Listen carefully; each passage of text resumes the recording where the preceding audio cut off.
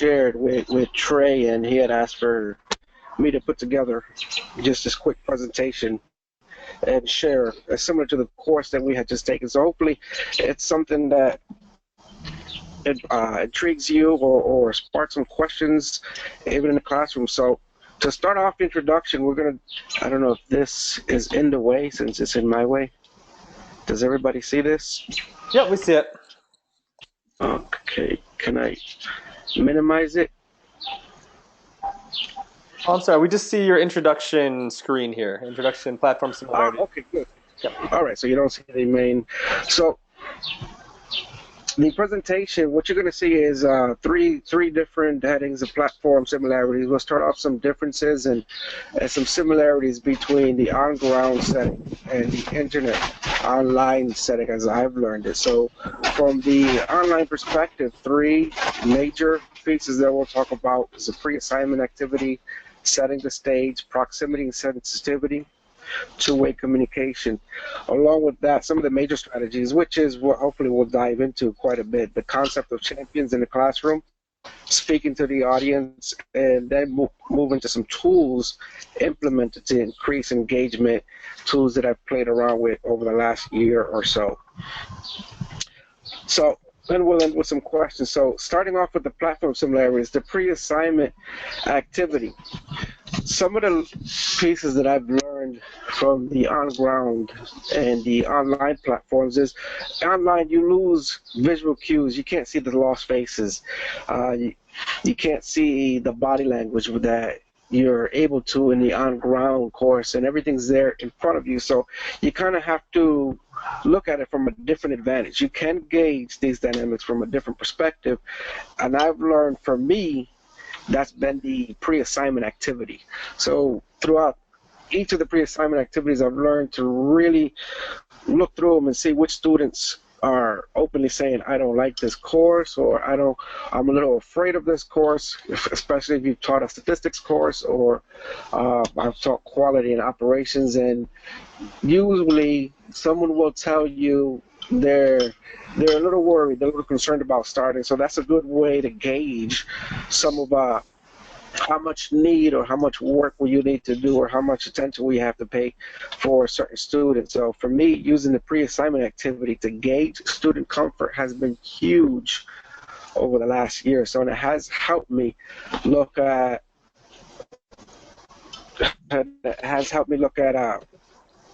the discussions, especially that first week discussions. That radar goes off right away. If I see a pre-assignment activity where the student is starting to show concerns, you're going to see it in the discussions right away. Setting the stage, for me, letting the students know that I'm going to be in there asking a lot of questions. And I like to write this: I promise I won't go crazy asking questions, but I promise I won't ask crazy questions, because in the end, that's what we're here for, is to deep dive below the surface and really understand the concepts and the theories that we're talking about, not just give surface answers and show up at an interview with a piece of paper where you don't know how to defend or speak to or actually articulate what you've learned throughout your courses. So this lets them know you're going to be looking at. Also, more important, it lets them know you're going to be engaged. You're going to be in there talking to them. So setting that stage right up front helps them, that I've seen, set some comfort. Proximity and sensitivity, this is something that I've learned from my history along training, from my training career, my technical training days. What does hiding look like in an online and on-ground environment? Sometimes I don't like using the word hiding because it has almost a negative kind of tone. However, what students look uncomfortable and things such as that, the more important question beyond that is what's behind it. So an on-ground, this is similar to the students, eyes down, avoiding eye contact with the instructor. Online, it may look like 1 or 2 sentence responses in a discussion post. Again, the more important question is, why is the student not as confident to engage you in the conversation? So in an on-ground, if you open up and bring attention to a student in front of everyone, that may shell out the student and it may not get what you're looking for to begin with. So I've learned this proximity. The closer you stand next to a person, the more they're going to pay attention to you, the more awareness they're going to give you. So throughout my years in training, especially regardless of the platform that I'm at, if I'm speaking from a class, I have a student or someone who's in the back of the classroom with their eyes on a laptop or their eyes somewhere else where they're clearly not paying attention, I don't break my presentation. I don't break what I'm talking about. But a lot of times, since I'm mobile, I move around the classroom a lot. I start walking near that person. And 9 times out of 10, that person's eyes are going to start bringing up. The closer they hear my voice walking towards them, the more they start paying attention, the more their eyes will come up. And I'll usually stand next to them and talk for a couple of minutes, and this person is now attentively looking at me, and 9 times out of 10, that has worked.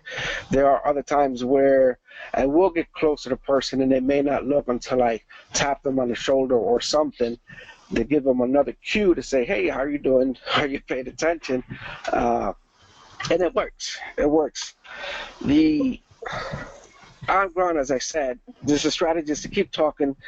One thing that I do warn is don't make a beeline for that person. If you're standing in front of the class and you see, don't just walk straight to that person, because now you're obviously bringing attention to that person in the classroom.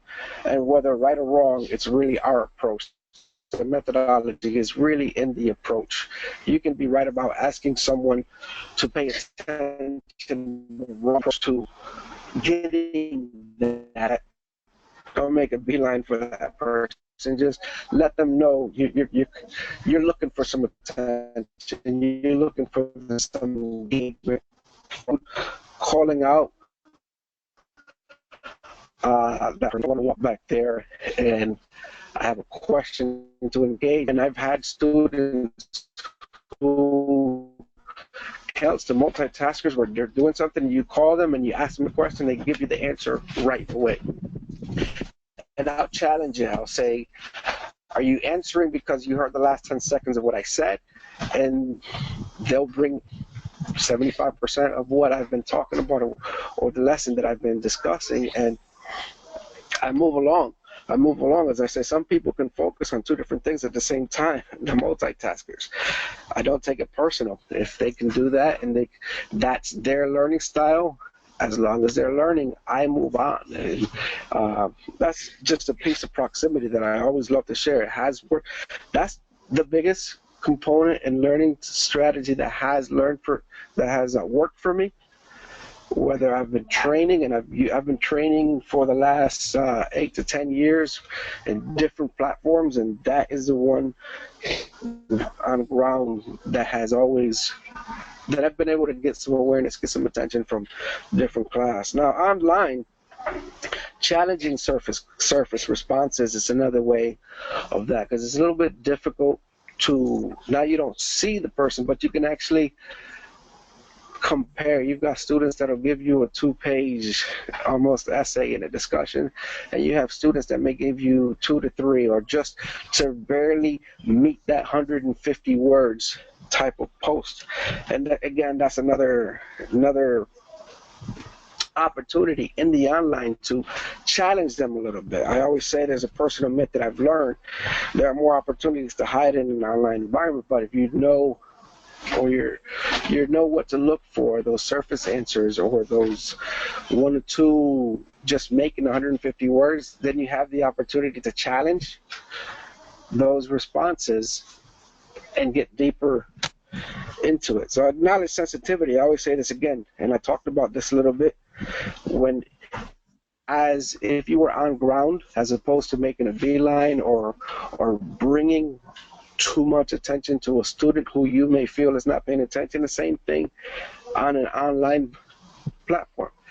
We don't get to see the faces of the students on the other side of the computer, so our dialogue, our discussion posts, our sensitivity to responding is also very similar. We don't have the fortunate of having tone or voice or words other than just the perception of how something is taken. So I always say acknowledge sensitivity when you're challenging any surface responses.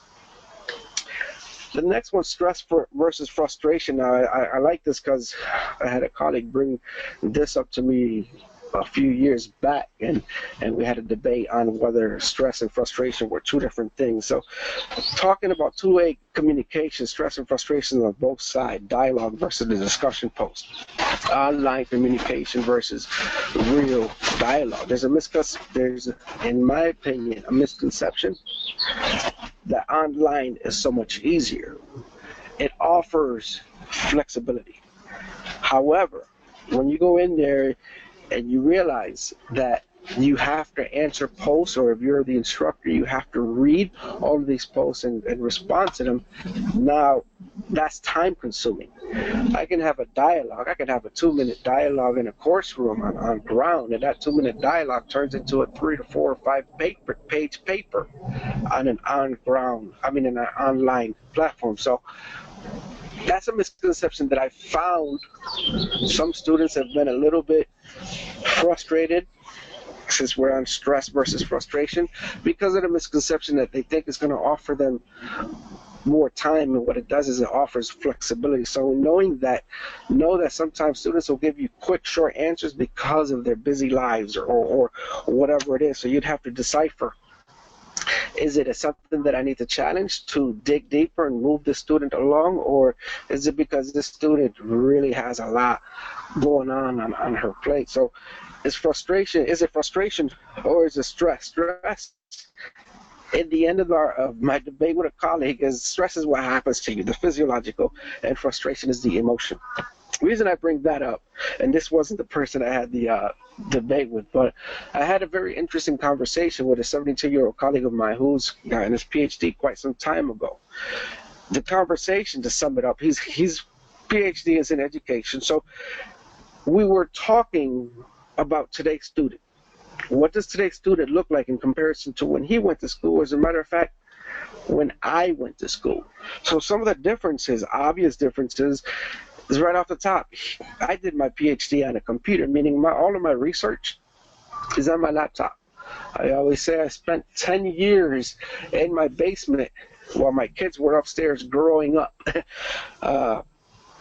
He did his PhD on a typewriter in a library somewhere. So he did his PhD in a typewriter, sitting in a library, and had to most likely, I don't know how much, spend some money on copiers. What's the difference between those two dynamics? I perform search queries.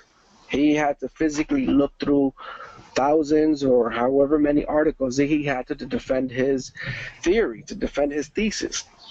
The difference is I was a little quicker. I had the opportunity to go online. I had the power of the internet right here at my fingertips. So to him, or to his generation, my generation may not have had to work as hard to get these PhDs. And I bring this up because a lot of times in education or in general conversation from generations to generations, we bring up these ideologies and we bring up these theories to say someone else isn't working as hard as I am.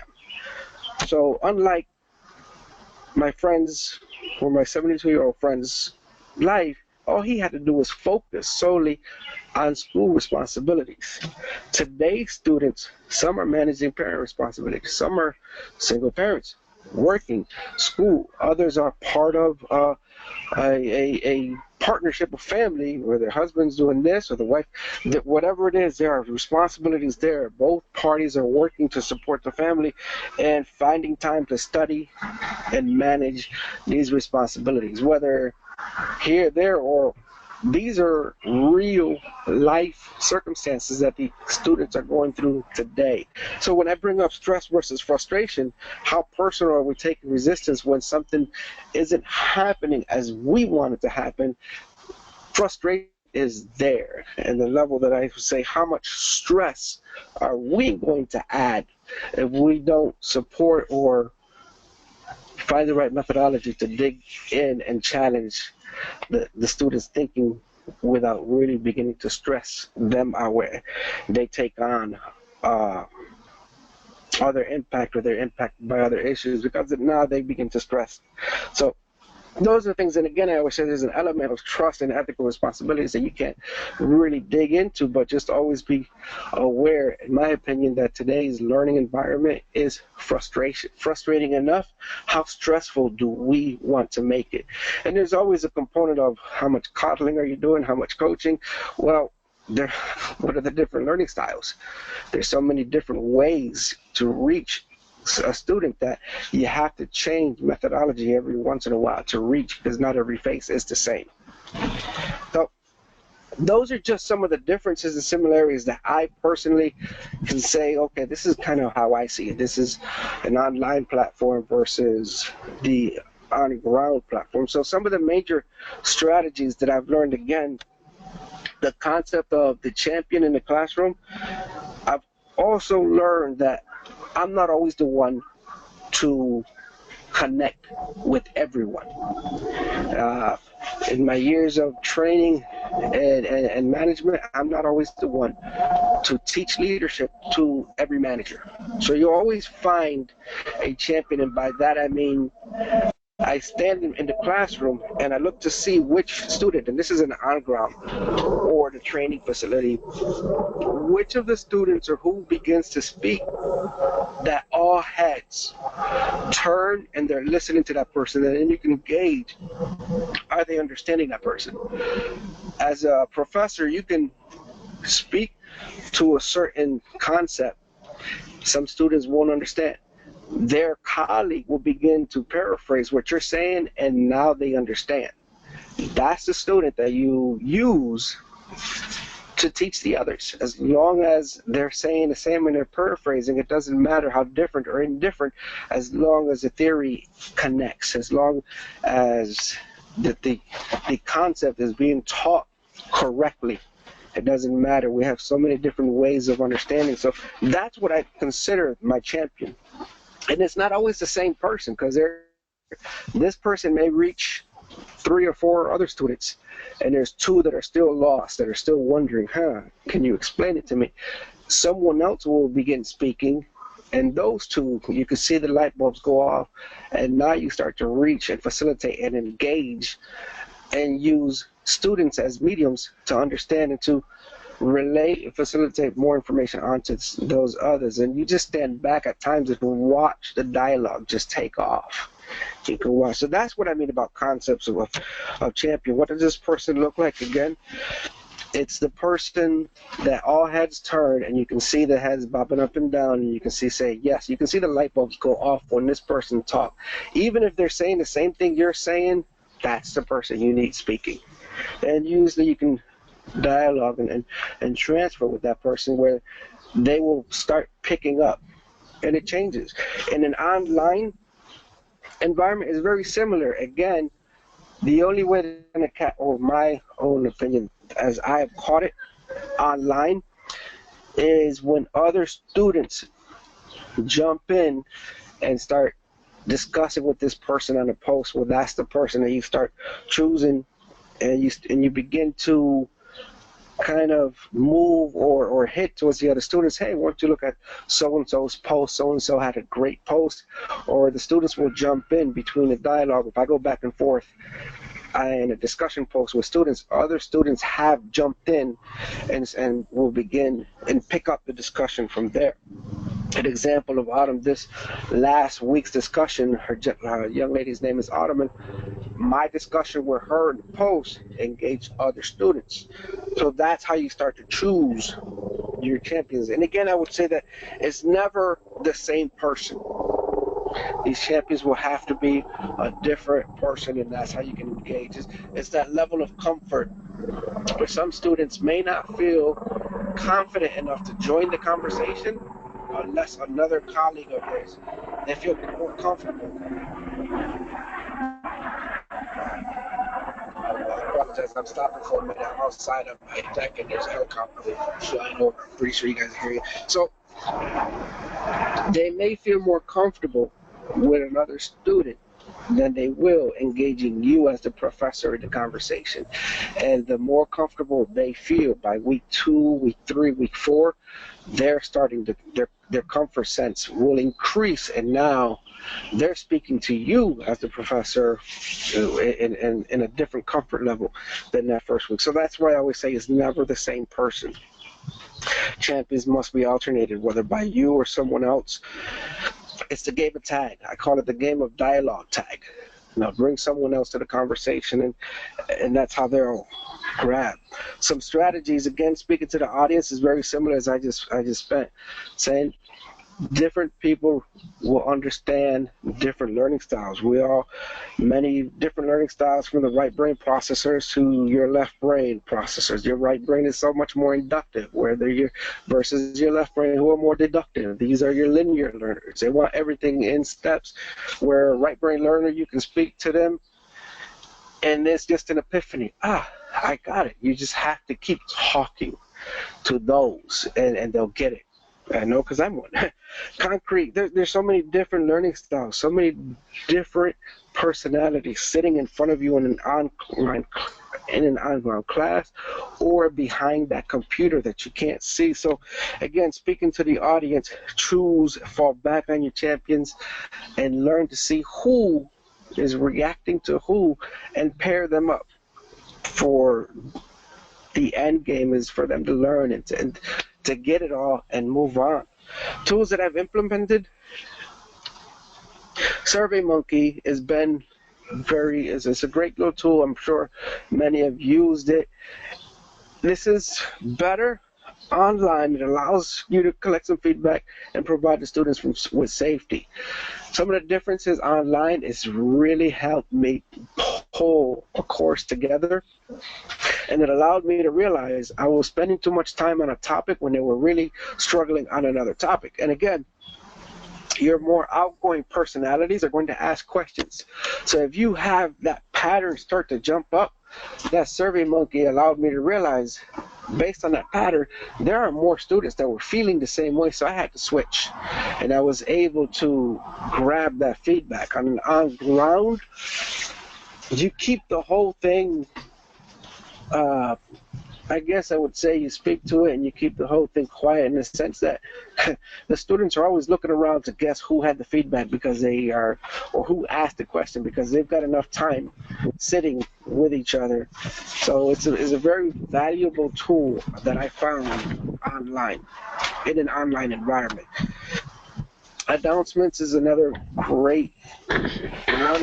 Announcements just provide students, again, we're so used to headlines. We're so used to reading in today's society just the headlines and grabbing that information fast. So that's what the announcements allows you to do, is just allows you to grab and just speak to everyone. For example, if there's a discussion that you would like everyone to kind of go and read, that's a quick way to send a message for everyone to read a particular post. WebEx meetings, similar to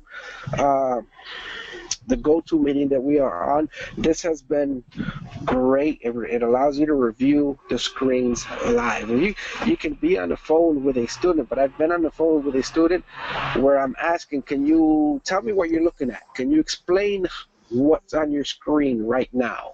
And I can hear the frustration in the student's voice. So the WebEx would allow you, as this, to share screens back and forth and see things live for what it is. And this tool, the WebEx, has been valuable. It's been one of the best tools that I've used. Now when students pop up a question, I said, you want to have a WebEx meeting? I can show you right away. And it's been, this tool is great because they can see it. They can see it right there in front of them, and you're eliminating. Sometimes the students have only 5-10 minutes just to see something, and the WebEx allows you to share those screens to do that. So that's what I've had, and as I said, the pre-assignment activity allows you to correlate, to just let that radar go off. Who do you need to start paying attention to help? Who doesn't seem as confident? Set the stage. Proximity, on ground, valuable. Online, again, just be careful how you challenge the surface answers. But it's, again, the same way. If they know you're there, they're going to sense and they're going to give you that the awareness, and they're going to respond. React is the word that I'm looking for. The concept of champions in a class, whether on ground or online, in my opinion, as a professor, you can't reach everyone. There are times where students have to learn from each other because they're understanding each other. And I always say, never take it personal. Just, that's what we're here. We're here to teach, to share knowledge. Now, whether they're getting it from each other because they're able to translate, then all the power to them, because that's the end game, is to grab the information and move forward. Speaking to the audience is the same. SurveyMonkey has been great for me in an online because you can't see everyone. The announcements, excellent, and the WebEx meetings have been in that. I mean, the WebEx have just paid for so much. Where I don't know if I can't stop talking enough about this because it really engages and it gives the students the ability to see exactly firsthand and have their answers, the questions answered right away. And that is what I have. Any questions? I have a question. Yes. Hello? Hello? Yes, go ahead. One of the questions I have is in the discussions. Yes. On a topic, and many times I'll pose a follow-up question, and because the discussion has a deadline, the students are very focused on meeting that deadline rather than enjoying themselves and ad hocing questions, follow-ups, posing new questions. Do you experience any of that? I have, and what I do is I start during the first week, I send out an announcement, and again, acknowledging sensitivity, what I say is, if I ask you a question, I expect a response, because if we were an on-ground course, and I ask you a question, I'm expecting a response. So it's very similar to that. So in an online environment, if I ask you a question and you don't respond, then it's no different from standing in front of you waiting for a response in a live class. I've done that for the last 4 to 5 online classes, and it's been received very well. And I've had some students email me back and say, do you mean you're taking points away if I don't respond? And I say, no, it means that your first response may not get you the points that you're looking for. Now, if you answer the question that I'm asking, that's going to get you to the next question, because you may have provided a response, a proficiency response in a sense. You may have just touched on the topic, but you're looking for mastery, you're looking for something that gives deeper meaning, so you understand the concept far beyond just the name. And that's what I've had in discussion with the students. Now, again, I don't ask any more questions after Saturday past 1 o'clock or 2, because I also acknowledge that there is a deadline. So a lot of the questions that I ask, I hit them on a Friday, and sometimes on a Saturday morning, because I know that a lot of students are in there by afternoon and they can answer the questions. So I set the stage in the announcements, and that's really the way that I word it. If I ask you a question, I'm looking for a response, because if I ask you a question in live, and you don't respond, it's got to be rude. You're not. You're just standing there ignoring me. So that's the way that I phrase it, and that's the way that I set the stage in the announcements. Okay. And again, if they ask, are you taking points away? That's the way I phrase it. No, your original response may be X, and answer my question will get you to the next level. I think that's good. Thank you. Yeah, thank you.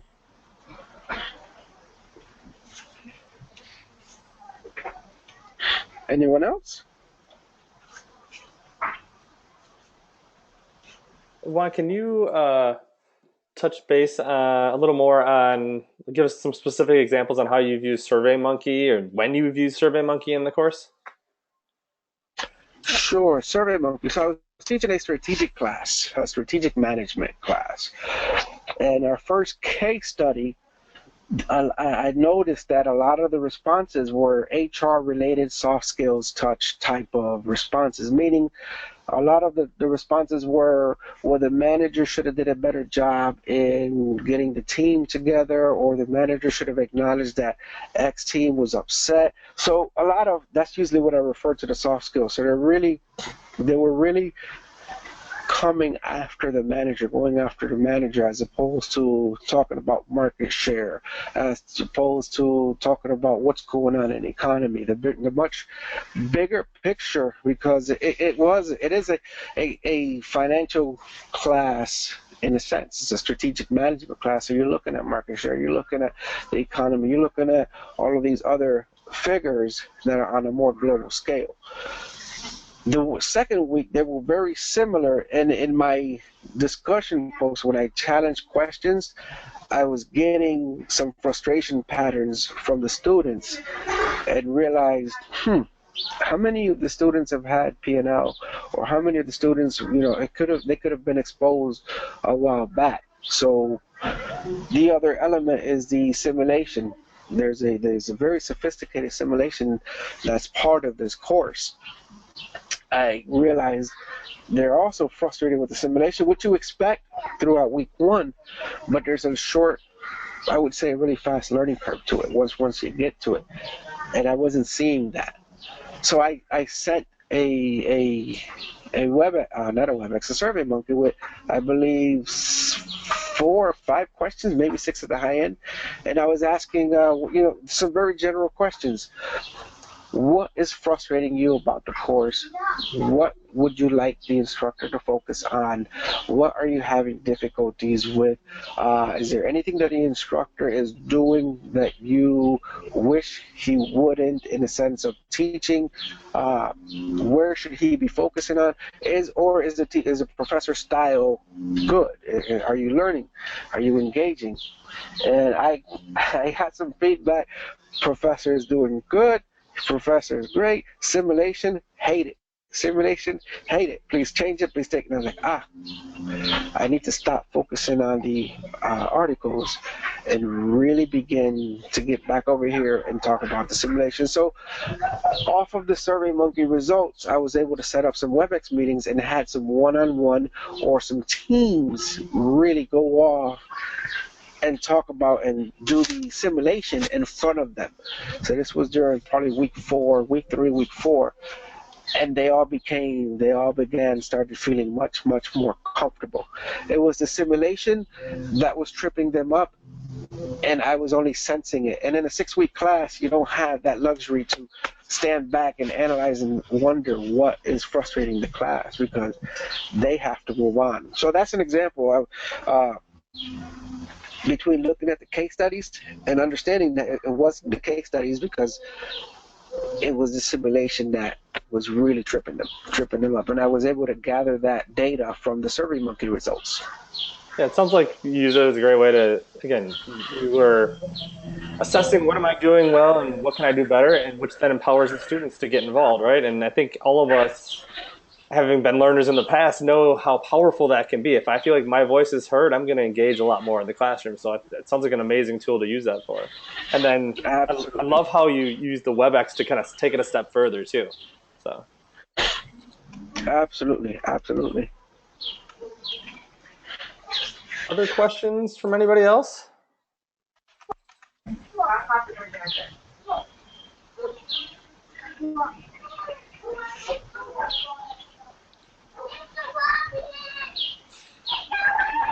If you don't have any other questions, I think we'll go ahead and start to wrap this up. And I want to thank you all for coming and attending this webinar with Juan.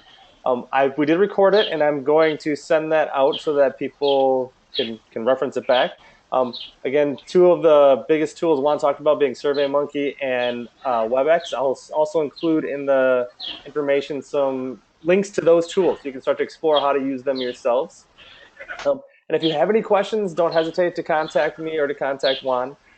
One thing I want to mention too is as Director of Faculty Development, there's some new trainings that are coming out soon. Starting May 9th, we have a Well for Educators course, which is wonderfully empowered leaders in learning. That's what we're calling Well for the teacher side. If you're interested, just shoot me an email. We'll also have, starting hopefully in June, some advanced on-ground and advanced online trainings that go deeper into some strategies like these to engage students on ground and online, to empower them, and to become better educators in those areas. So please pay attention to those emails. And if you're interested in signing up, just give me an email. Okay? Again, if there's no other questions, we'll go ahead and finish it up. And thank you again for attending. All right, thank you.